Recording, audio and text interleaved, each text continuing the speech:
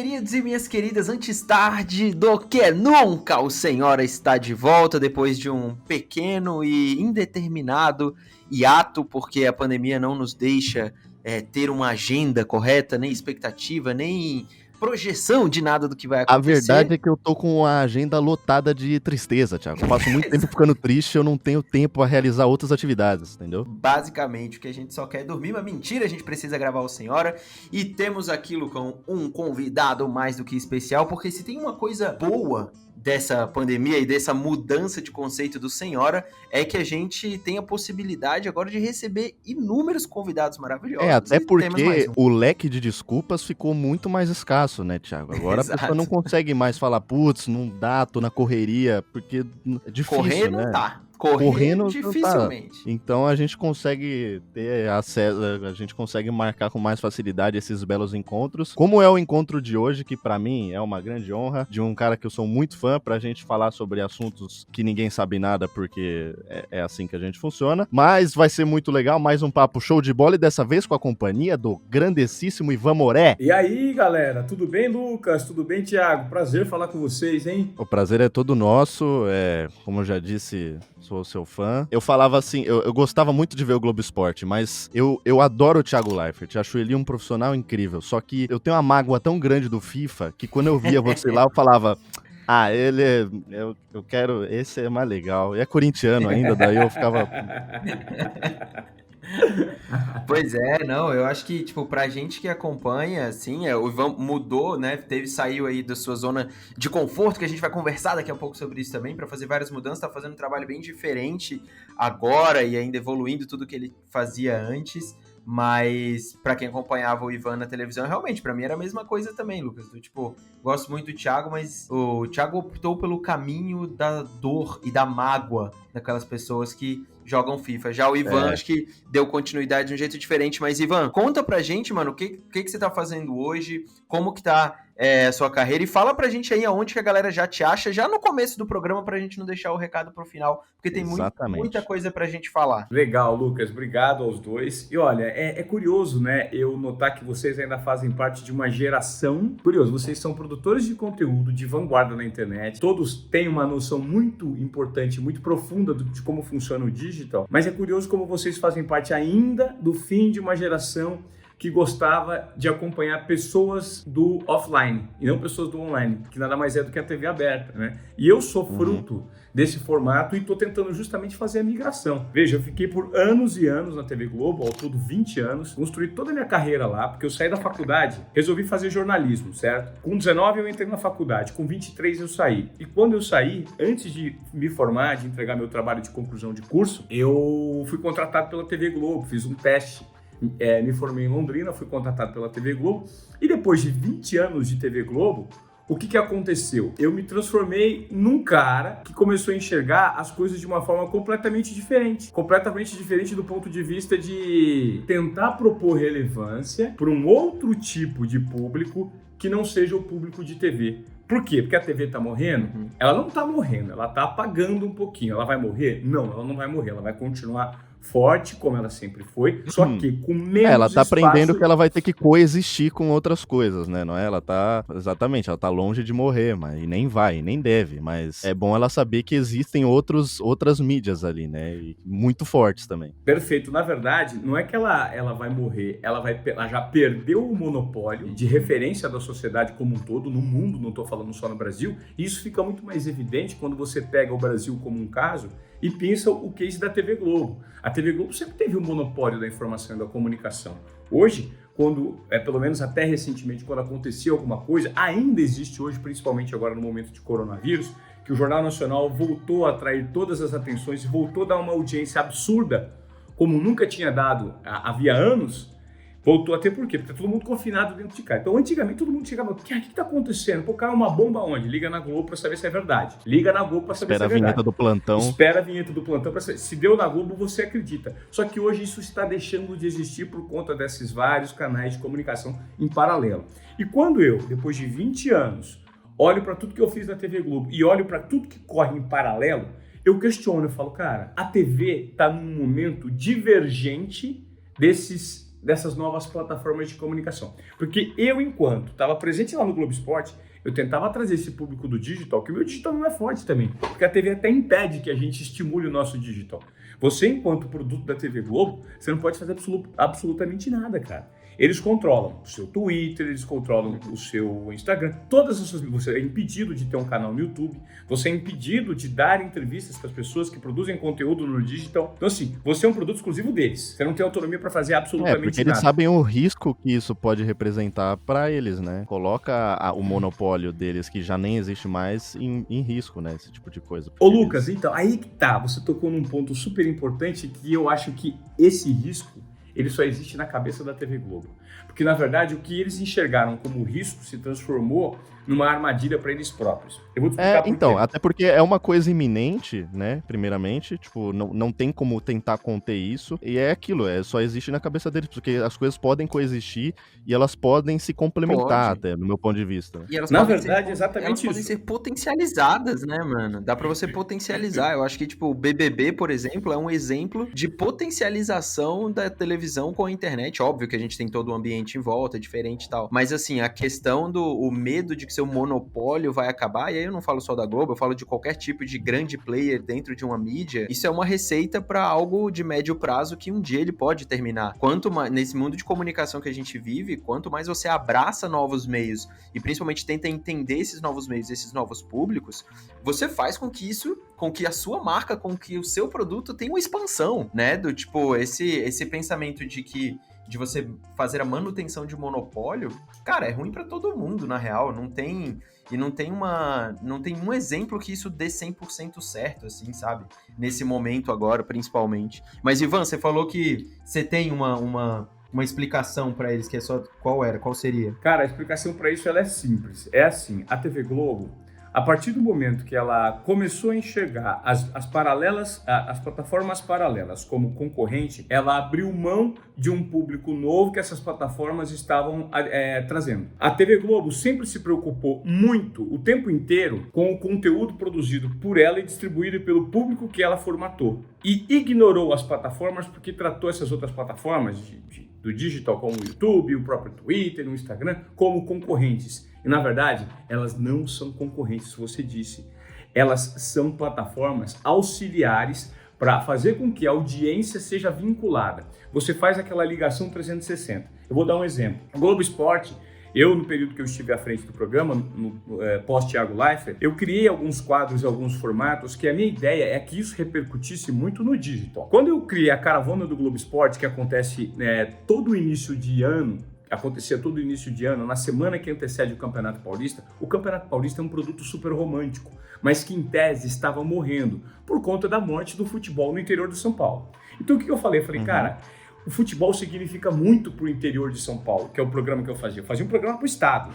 Eu falei, eu preciso trazer de novo esse romantismo e ir para essas cidades, porque esse público no interior é apaixonado pelo Globo Esporte. O Globo Esporte faz parte do imaginário e tem uma simbologia muito forte no imaginário dessas pessoas. Então, a partir do momento que eu vou fazer o programa lá, eu coloco 4.000 pessoas numa praça para tentar abraçar a TV Globo e que querem tirar foto comigo, querem tirar foto com os comentaristas de futebol que estão ali. Cara, a TV Globo só é apedrejada onde ela vai. Faz 4, 5 anos, onde a TV Globo vai, ela só é vaiada. A gente ia com o logo da TV Globo pro interior e a gente era aplaudido, porque a gente tratava de um assunto leve, que era o esporte.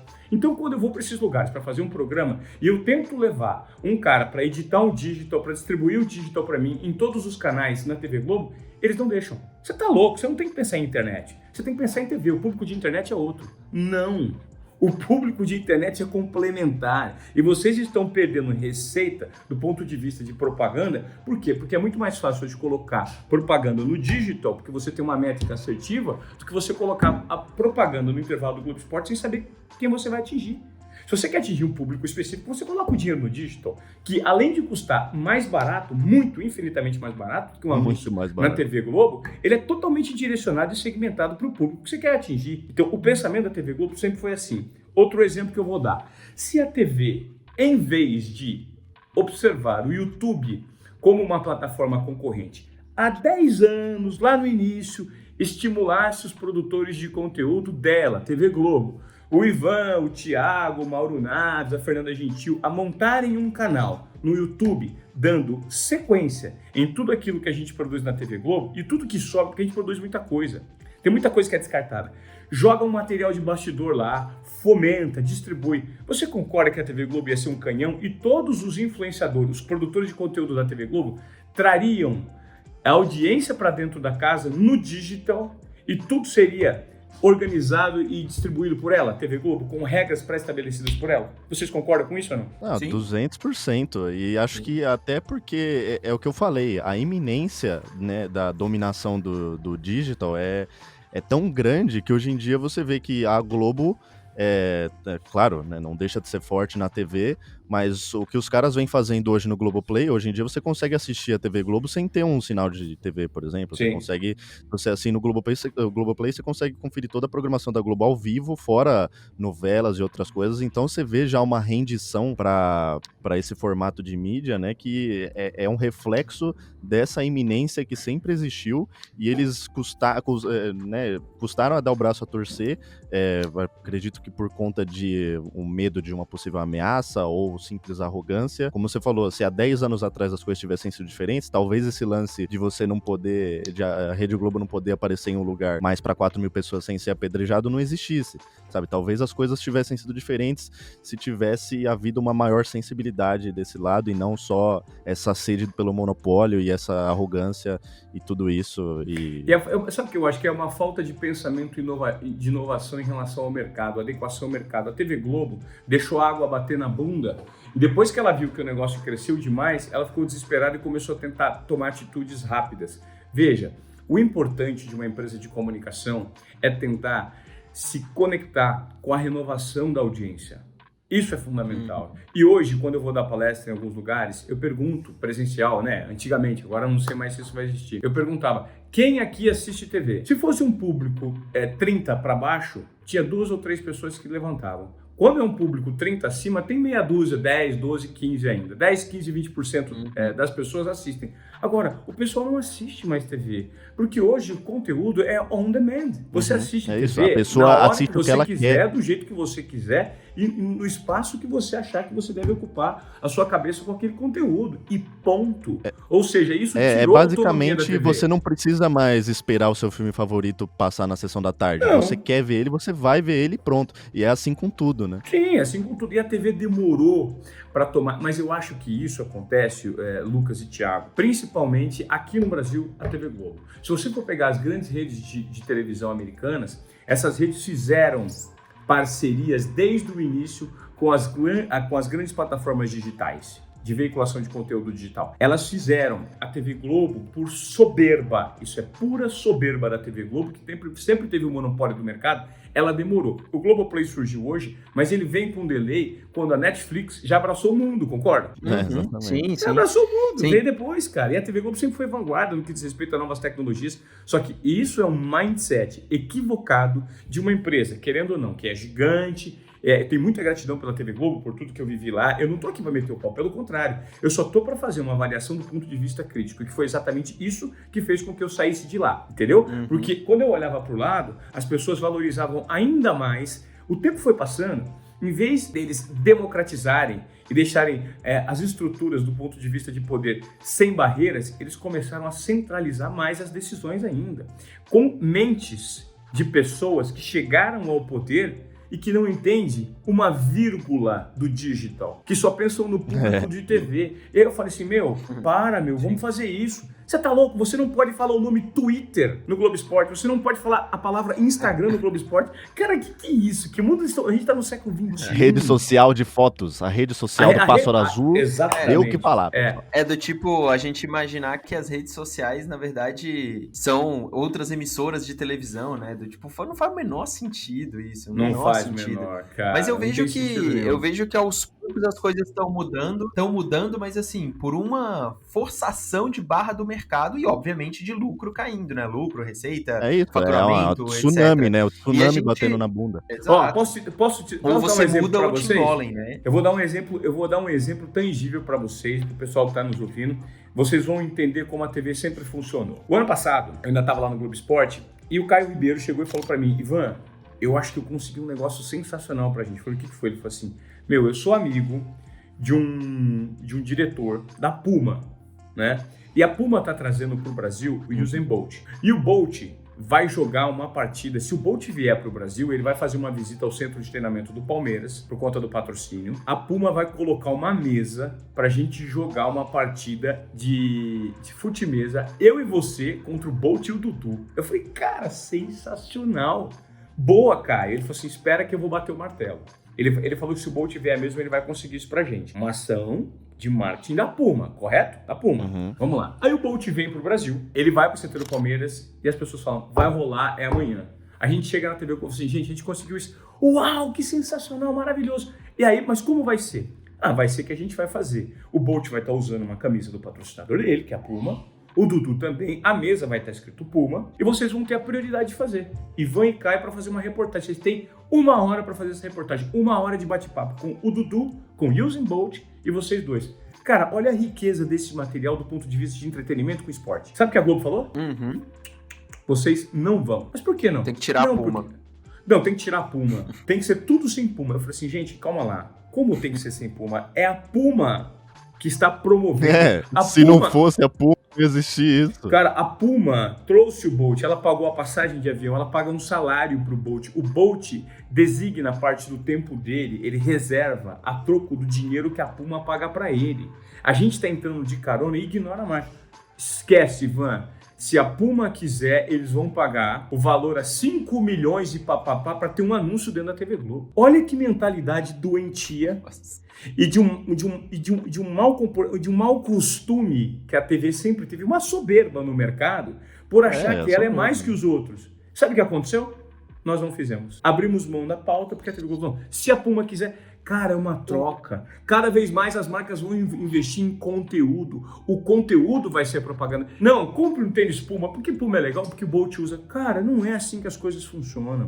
E a TV tem que entender isso. Ela tem que abrir algumas brechas para que o conteúdo de qualidade venha por meio desse tipo de estratégia. Entende ou não? Exatamente. É um negócio muito mais orgânico, total, né? Funciona muito mais do que você falar, compre um tênis, cara. Compre um tênis. Olha esse tênis, como ele é um tenão. Mas, Ivan, uma coisa que a gente tá vivendo hoje, eu acho que muito disso, a gente tá vendo, talvez não exista uma parte da sociedade que não está sendo questionada e provocada a repensar todos os seus conceitos durante a pandemia, né? A pandemia com certeza vai ser um momento, um marco divisório na nossa geração, principalmente para alguns setores da sociedade. Eu acho que a economia, a gente vai ver isso, movimentos sociais e tudo mais. Mas também na parte de comunicação, eu acho que a gente tá vendo isso, né? Cada vez mais latente. E aí a pergunta que eu jogo aqui para vocês, pra gente discutir, vocês acham que os meios de comunicação vão de fato começar a repensar o jeito de falar com as pessoas pós-pandemia? Porque tem duas coisas, né? Tipo, a gente consegue entender que os meios digitais continuam sendo super relevantes. O entretenimento, por exemplo, ele cada vez mais se estabiliza ali numa parte de streaming, tudo on demand. Nunca se assistiu tanto filme, tanta série no streaming. O cinema tá em crise. Vai voltar, mas tá super em crise, vai ser questionado. Como é que vocês acham que vai ficar essa parte da comunicação mesmo? Porque, ao mesmo tempo que a gente tem esse aumento do digital, a TV nunca teve tanta audiência. Como é que vocês acham que vai ser essa mistura? Óbvio, ninguém tem as respostas completas aqui, mas o que vocês enxergam como uma projeção daqui pra frente? Eu vejo que a TV tá tendo muita audiência em alguns pontos específicos. Por exemplo, o Jornal Nacional, eu sei que a audiência tá absurda. Mas, por exemplo, quando a gente leva em conta transmissões de partidas de futebol, que eles estão usando a estratégia de reprisar jogos, isso já caiu por terra, né? Então, o noticiário, ele como um todo, ele tá muito repetitivo. Hoje fala-se de coronavírus. Eu, por coincidência, estava agora há pouco assistindo com a TV ligada aqui na TV Globo. Estava a Fátima Bernardes conversando com a Juliana Paes. E a Juliana Paes emitindo opinião sobre o que ela achava, o que ela sentiu e disso. Cara, desculpa, é muito mais do mesmo, entendeu? E quando você vai para o digital, você encontra a personalidade que você quer, que tem a linha direta de comunicação que você aceita, e você tem tudo dela, porque a tecnologia aproximou muito o produtor de conteúdo do consumidor final. E vocês são um exemplo disso. Você quer o Lucas, meu. O Lucas descobriu um filão na internet porque ele é verdadeiro. E quanto mais verdadeiro você é hoje em dia, mais você fisga o seu público. Então eu creio que todas as métricas todas as previsões que a gente for fazer pós-pandemia, É tudo achismo, entende? Porque, Uhum. veja, nós vamos voltar a ver uma partida de futebol do estádio? Eu creio que sim. Quando? De que forma? Nossa. Será que as pessoas vão É ter isso a que é, mesma... tipo, você olha pro horizonte, você não consegue ver, né? Você não, Não tipo, consegue. Não consegue. tipo, eu fico pensando isso, sabe? Eu fico, todo dia eu falo, meu, quando será que vai ser o dia 1? Beleza, hoje é o primeiro dia em que eu me sinto bem pra abraçar uma pessoa. Tipo, eu não tenho mais nenhuma preocupação nisso. Hoje em dia eu vejo, sei lá, eu vejo um DVD de um show, uma aglomeração Sim. num filme da Netflix e eu falo, mano, isso tá errado, sabe? A Eu a também. minha mente já se adaptou tanto a esse novo mundo que eu tô curioso pra saber como que ela vai né? Ela vai sair novamente, né? Essa flor vai desabrochar. Eu acho meio bizarro isso, porque assim, a gente se adapta, o ser humano se adapta muito rápido, por mais que a gente reclame de mudanças, a nossa grande característica como espécie mesmo foi se adaptar muito bem, né, a essas mudanças na nossa história inteira. Então a gente tem aí 3, 4 meses de pandemia se alastrando pelo mundo inteiro, e a gente conseguiu, querendo ou não, se adaptar a isso, né, tendo aí as nossas discussões de quais medidas foram tomadas da maneira correta ou não. Porém, aí eu quero fazer aqui um pouquinho o do outro lado, fazer um pouquinho o advogado do diabo.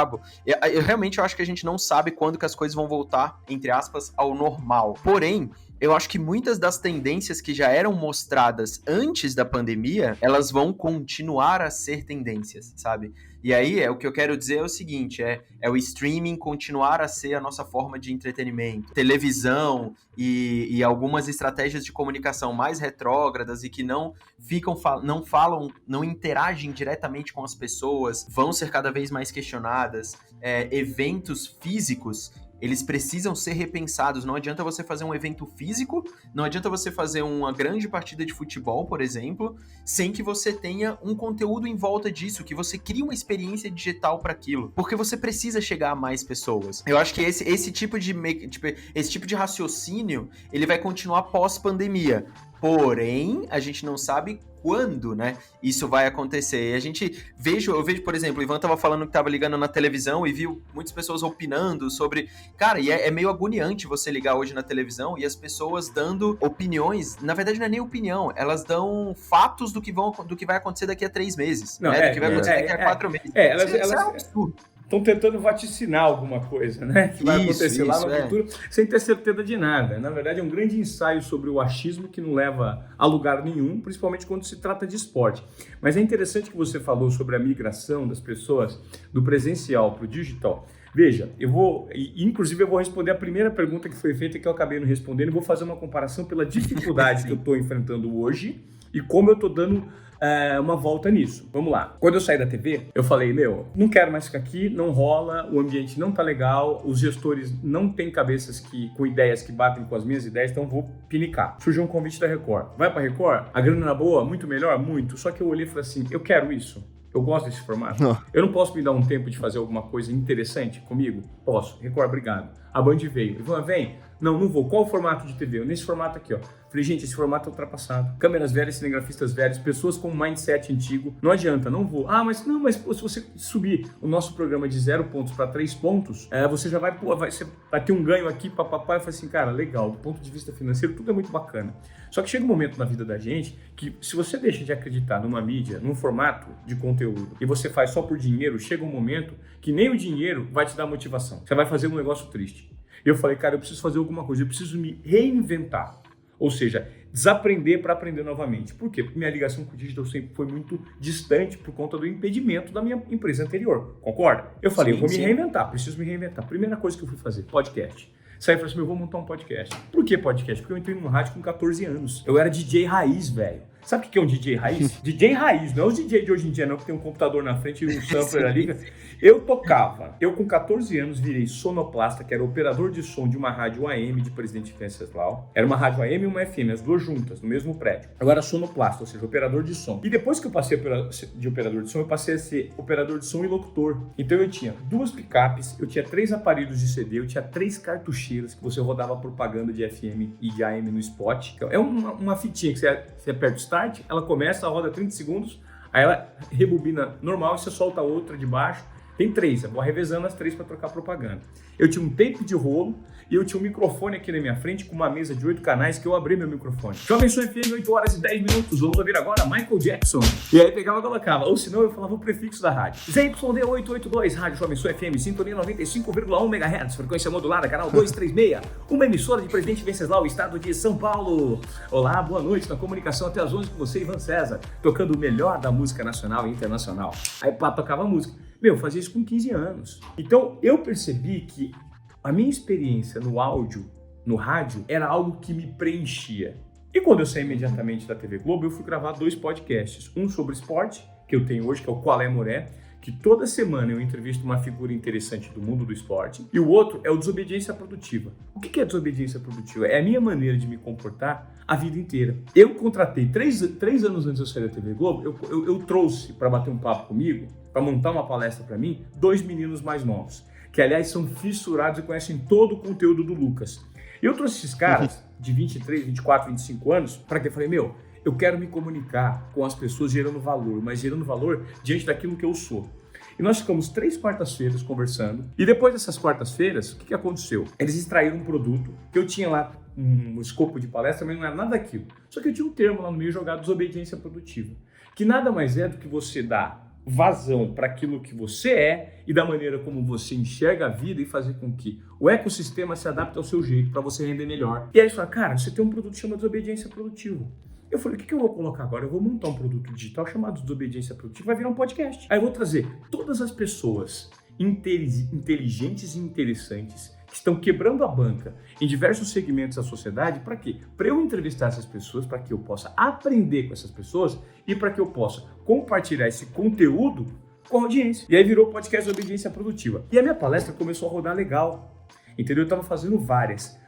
Antes da pandemia, eu estava com um roadshow programado pelo interior de São Paulo. Ou seja, a gente ia dar palestras nos teatros municipais das cidades-chave do interior de São Paulo. São José do Rio Preto, Sorocaba, Bauru, Campinas, Ribeirão. E aí a ideia era ir com Desobediência Produtiva, porque muita gente estava perguntando, cara, como é que é essa palestra? Eu quero ver. Porque eu dava muita palestra para o mundo corporativo, entendeu? Sei lá, a Vivo me contratava, eu ia lá dar uma palestra para os executivos da Vivo.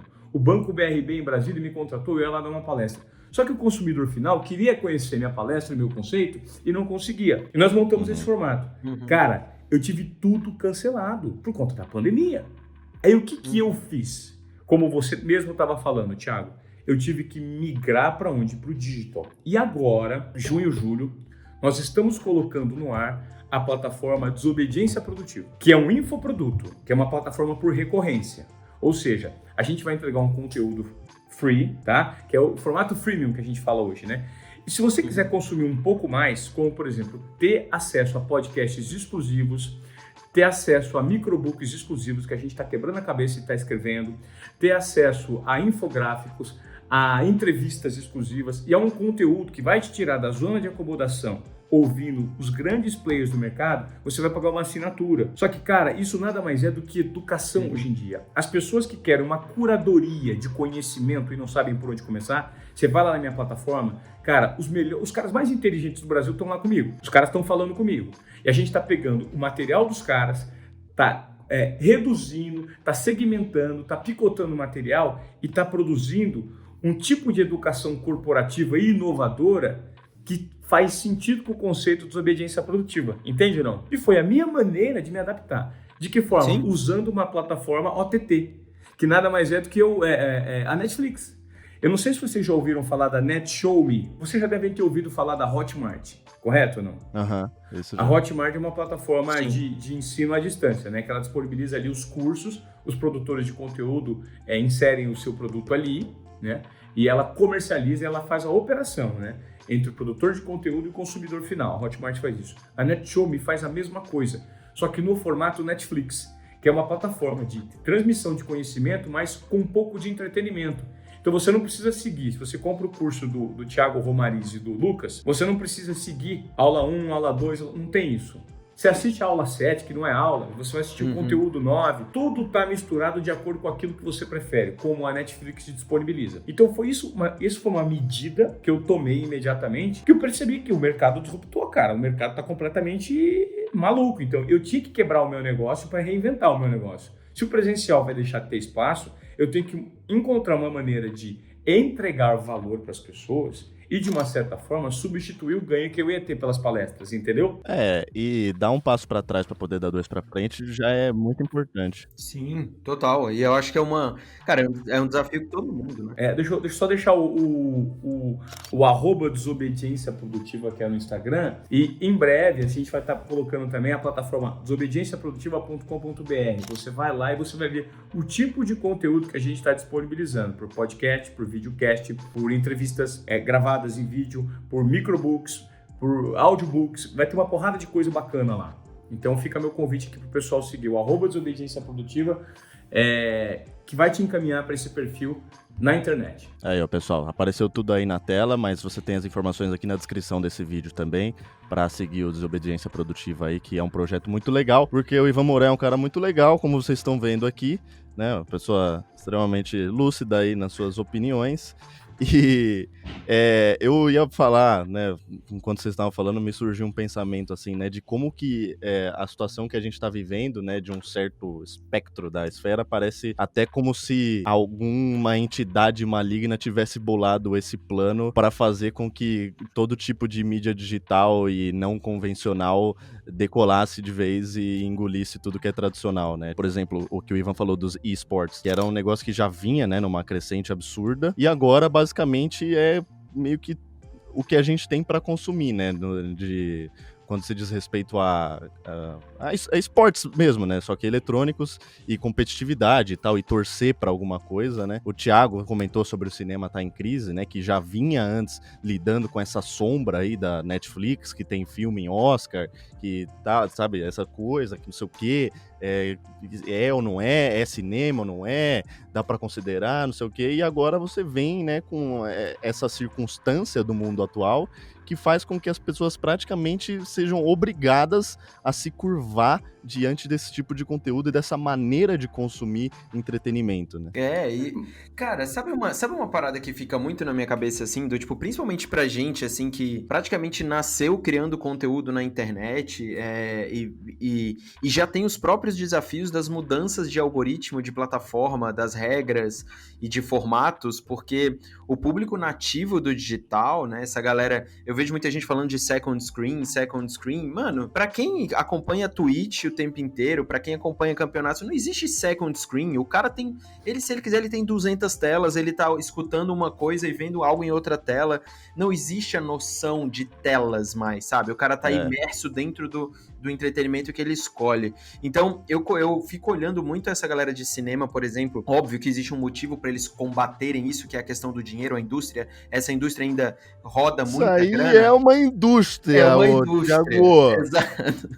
E eu acho que tem muito do... Cara, a Netflix já está em outro lugar da discussão, sabe? Tipo, ela já não... Hoje, a Netflix já dominou o streaming, ela entendeu que o streaming... Nós entendemos que o streaming é uma forma de conteúdo, mas e depois dele? O que vem? Depois de você ter tanto acesso a conteúdo, e aí ano que vem, por exemplo, 2021, a gente vai ter no Brasil, no mínimo, 5 grandes players de streaming aí, né? Tipo, a gente vai ter HBO, vai ter deles é da Disney, Fox, né? Exatamente. Então, assim...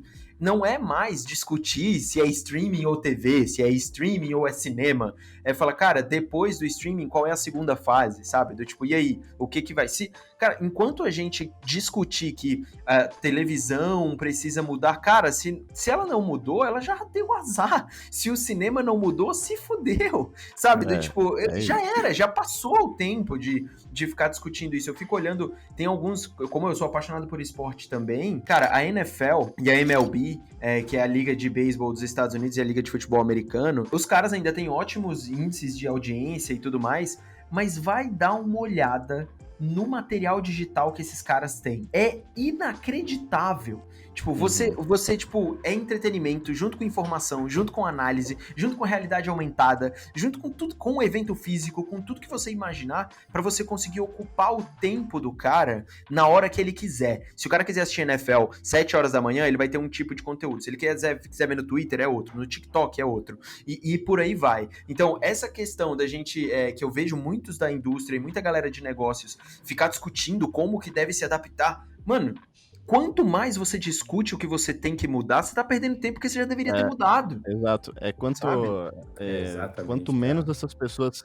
Enquanto essas pessoas se recusam a mudar ou de entender o conceito da necessidade de mudança e adaptação, a tendência é que toda empresa, toda pessoa que pensa dessa maneira, a sua tendência é ser engolido pela história, ser engolido pela próxima mídia, pelo próximo qualquer coisa em ascensão, né? E você vê, pra mim, eu, por mais que concorde 100% com o Ivan em tudo que ele falou sobre a Rede Globo, ainda acho que a Rede Globo é a única, se não uma das únicas, se não a única, uma das únicas que vem tardiamente, mas correndo atrás do prejuízo de alguma maneira, né? Você vê que tá havendo uma flexibilidade, não, claro, ainda longe de ser, né, o que poderia ser, mas você vê um programa como o Big Brother, por exemplo, que esse ano deve ter sido a maior edição de todas, foi um puta golaço, você tem muita interação nas redes sociais, em mídias digitais, e outras coisas que você vê sinais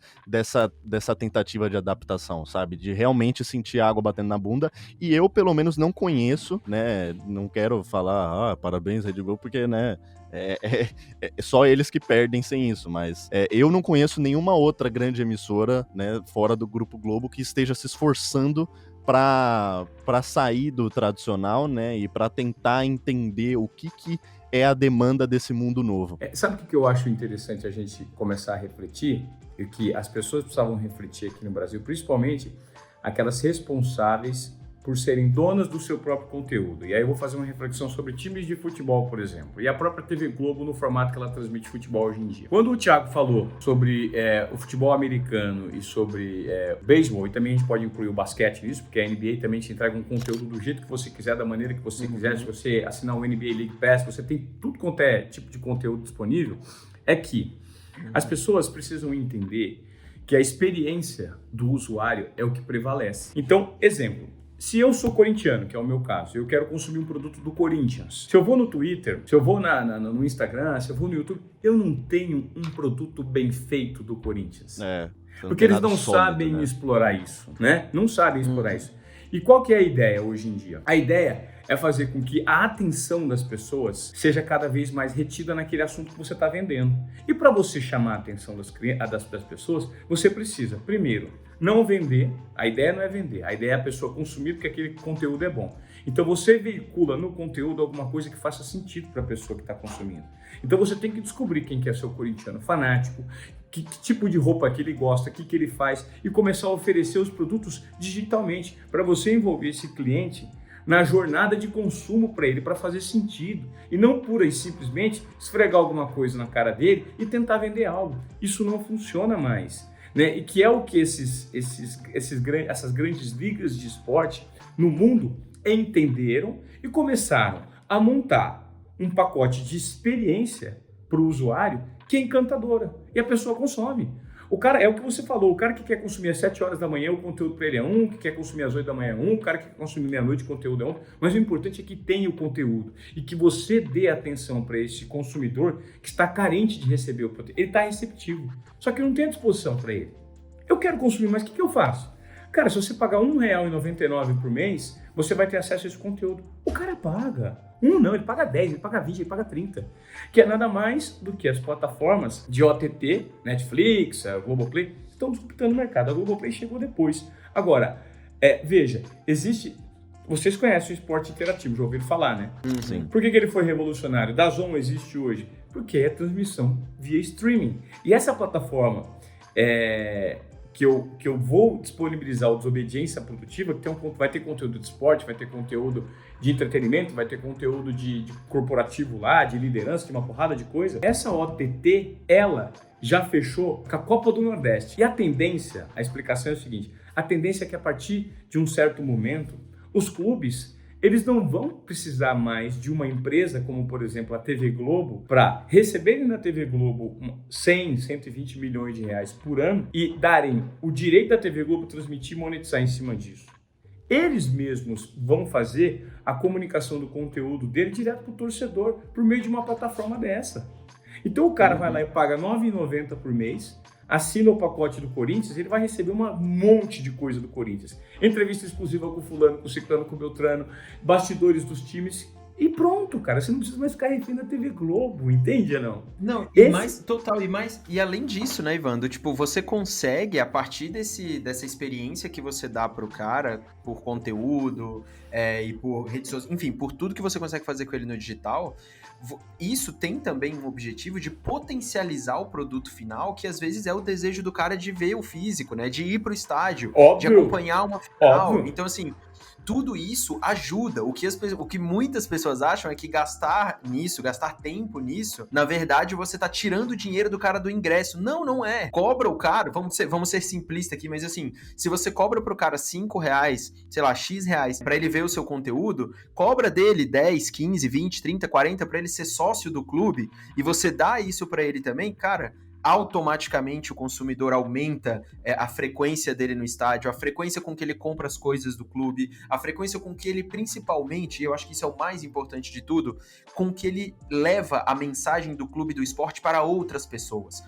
Os consumidores são canais de distribuição também, eles não são só compradores. Eles são os principais canais de distribuição, na verdade. Eles são os principais canais. Por conta da experiência do cliente. Então, assim, se você traça a jornada desse cara, o cara primeiro, ele vai assinar, daí ele vai ver as estatísticas no YouTube, ele vai ver as estatísticas no Twitter, ele vai ver um vídeo de bastidor no YouTube, ele vai ver a entrevista exclusiva com o goleiro, que é o ídolo do time dele, nessa plataforma que ele assina, e lá ele vai ter um monte de material.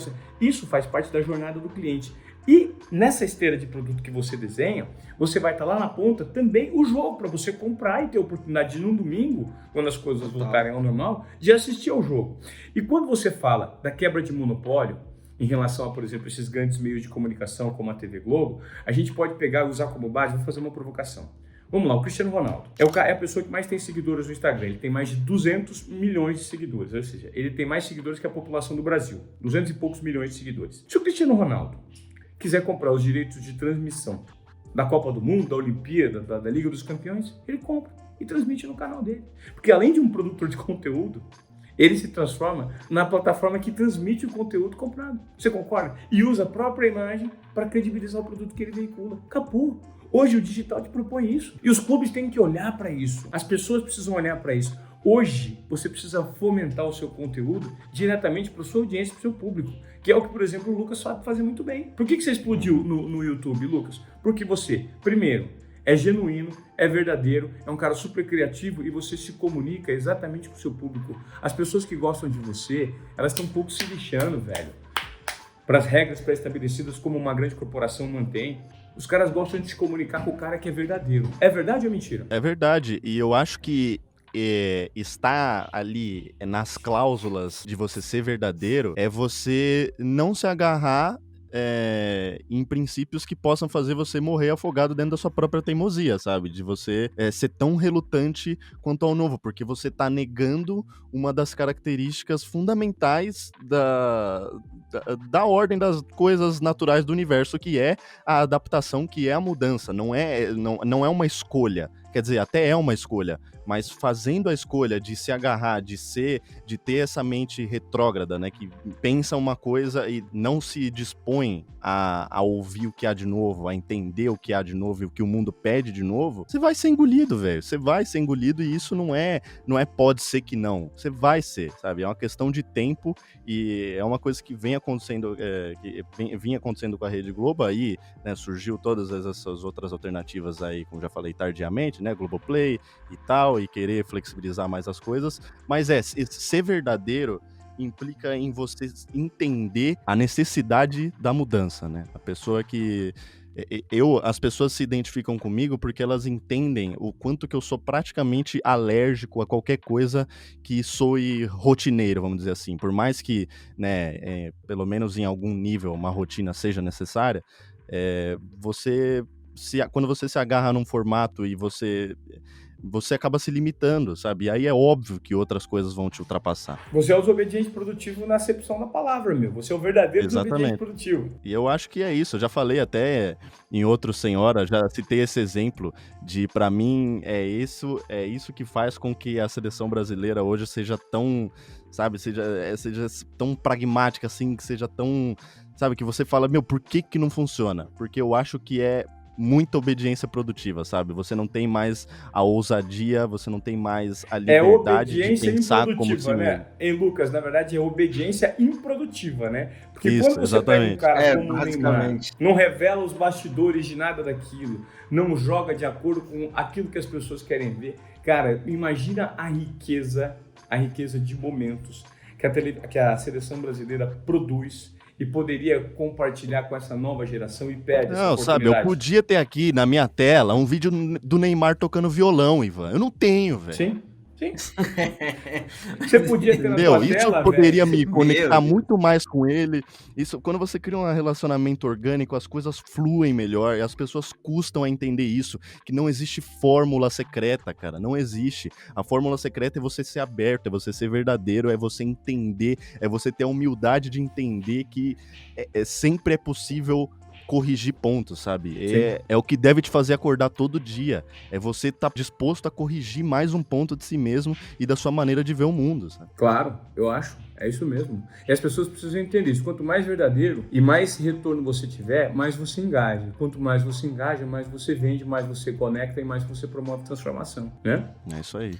É isso aí, cara. Tá vendo? A gente tava até conversando com o Ivan aqui fora do ar, que a gente ia, vamos falar sobre uma coisa, vamos falar sobre outra coisa. Acabou que a gente falou sobre 75 coisas ao mesmo tempo e acho que falando muito sobre mudanças, e esse é o Senhora, né? Tipo, a gente não tem assunto direito, não tem a pauta, mas falamos, Lucas, já falei isso aqui algumas vezes, com propriedade científica sobre absolutamente todos os assuntos que você quiser. As cadernetas estão todas aqui cheias de anotações sobre tudo que eu ia falar, um embasamento profundo em cada uma das pautas, mas a gente vai encerrando o nosso papo aqui, um papo que, pô, muito legal, sempre muito bacana gravar o Senhora aí por causa disso, né? Por causa desse descompromisso, e os próprios Senhora já funciona como uma referência meio metafórica, assim, para o que você deve fazer na vida, sabe? Você deve partir de um ponto, mas você não deve necessariamente ser tão preso a esse ponto, sabe? Siga a sua intuição, siga o que, sabe? Entenda as necessidades do exterior, sabe? Entenda que a gente só chegou onde a gente tá e a gente ainda não é uma bactéria, uma proteína, por causa dessas adaptações e por causa da aceitação de mudança, que é uma característica natural da vida. Então é assim que eu encerro esse programa aqui. Falando sobre bactérias. Falando sobre bactéria filha da puta, micróbio do caralho. Queria agradecer imensamente o Ivan aí pela presença, reforçar aqui o convite para que vocês deem uma olhada no Desobediência Produtiva lá, mais uma vez vai estar aqui e aqui na descrição também. Muito obrigado, Ivan, obrigado, Thiago, tamo junto demais, e é isso aí, eu fico por aqui. Thiago e Lucas, eu quero agradecer a oportunidade de a gente jogar a conversa fora e ao mesmo tempo gerar algumas provocações. Imagino que essa seria a ideia, né? Para quem está nos acompanhando aqui por vídeo, por áudio, gerar algum tipo de provocação e algum insight na cabeça das pessoas que hoje estão meio aí confinadas nesse mundo pandemia, sem saber o que vai acontecer no pós. E eu vou deixar um último pensamento aqui para as pessoas que estão vinculadas, sabe, sobre algum tipo de conhecimento, e é olhar para dentro de si e tentar entregar algo novo diante daquilo que elas passam a enxergar hoje em dia, assimilando um pouco mais de conhecimento, um pouco mais de posicionamento crítico, que é o seguinte, a frase que eu deixo é: você não vê o mundo como ele é, você vê o mundo como você é. Basicamente isso. 100%. É isso aí, mano. Olha, obrigado mesmo, Ivan, valeu, foi foda, acho que o papo foi muito, muito legal. E olha, você que tá escutando, assistindo, ouvindo, vendo a gente por aqui, deixa aí nos comentários quem que você gostaria que aparecesse no próximo Senhora, quais são os temas que você gostaria que a gente abordasse também, e obviamente não esquece, se você tá vendo no YouTube, de assinar o canal e também deixar aquele like maroto, beleza? Valeu, Lucão, valeu, Ivan, mais uma vez. Beijo, beijo. Obrigado, valeu.